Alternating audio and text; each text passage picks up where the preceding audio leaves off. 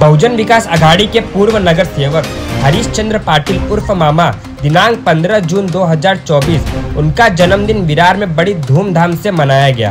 हरीशचंद्र पाटिल उर्फ मामा के जन्मदिन पर भव्या प्रमुख हितेंद्र ठाकुर, नाला सोपारा विधायक सतीश ठाकुर, उनके साथ भव्या के कई पदाधिकारी और के नगर सेवक हरीशचंद्र पाटिल उर्फ मामा के जन्मदिन पर मौजूद रहे।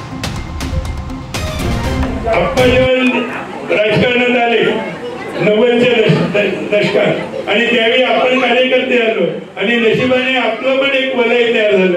म्हणजे आता तुम्ही अमृत महोत्सव साजरा करता, अशा बऱ्याच लोकांची अमृत महोत्सव साजरा करण्याची संधी पण आपामुळे आपल्याला मिळाली, हे पण विसरून चालणार नाही। मामा तसे सोशल वर्कर आहे, माझी नगरसेवक पण होते, मला वाटतं महानगरपालिकेत माझी नगरसेवक पण होते, राधाकृष्ण मंदिर ट्रस्टचे अध्यक्ष होते, महागणपती मित्र मंडळाचे ते संस्थापक अध्यक्ष आहेत, डोंगरमाता शिक्षण संस्थेचे उपाध्यक्ष आहेत, सोनू भवानी के मंदिर ट्रस्टचे आहेत, जय भवानी रेती उत्पादक संघात काम करत होते। मामा ज्यावेळी मी रेती व्यवसायाबरोबर काम करत होतो, मामाकडे एक अशी आक्रमकता होती की मामा बोलले की बाकी कोणी तोंड उघडायचं नाही, त्यामुळे आम्हाला पण थोडा जोश यायचा, आम्हाला पण काहीतरी निर्णय घ्यायला वाटायचं आणि चांगले निर्णय घ्यायचो। आणि त्यावेळी आम्ही वसई तालुक्यात पालघर भिवंडी ठाण्यामध्ये आपल्या वसई तालुक्यात रेती उत्पादकांचं नाव बऱ्यापैकी आणलं होतं। मधल्या कालावधीत या सगळ्या गोष्टी पडद्याआड गेल्या, परंतु मामा तुमचं कर्तव्य तसंच राहील।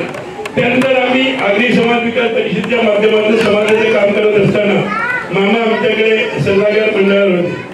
मामाकडे एक खासियत होती, पैसा गोळा करायचा असेल तर मामाचा आवाज आणि हात मोठा असायचा। मामा लगेच पैसे काढणार, तेवढा मी एवढे देतो, तुम्ही किती देतात बोलतात बोला, म्हणजे लगेच निधीचा पण भोग आमच्याकडे यायचा। म्हणजे ह्या सगळ्या किमया माणसाकडे येतात, त्याला गरज नाही की माणसाने शिकलं पाहिजे, शिक्षणातून माणूस मोठा होतो असं नाहीये, त्याच्या कार्यातून तो मोठा होतो। त्याचं एक चांगलं उदाहरण मामाने आपल्या सगळ्यांना दिलेलं आहे। मामाने खूप मोठा मित्र परिवार गोळा केलेला आहे, त्याचबरोबर कुटुंबाचे प्रेम तेवढे त्यांनी आत्महरण केलेलं आहे। मामा तुम्हाला मी आपल्या समाजाच्या वतीने समस्त आलेल्या सर्व भावनेच्या वतीने 100 वर्ष जगावं म्हणून आई जीवदानीकडे प्रार्थना करतो आणि पुढचं तुम्हाला निरोगी निरामय दीर्घायुष्य लाभो अशी प्रार्थना करतो आणि थांबतो। धन्यवाद।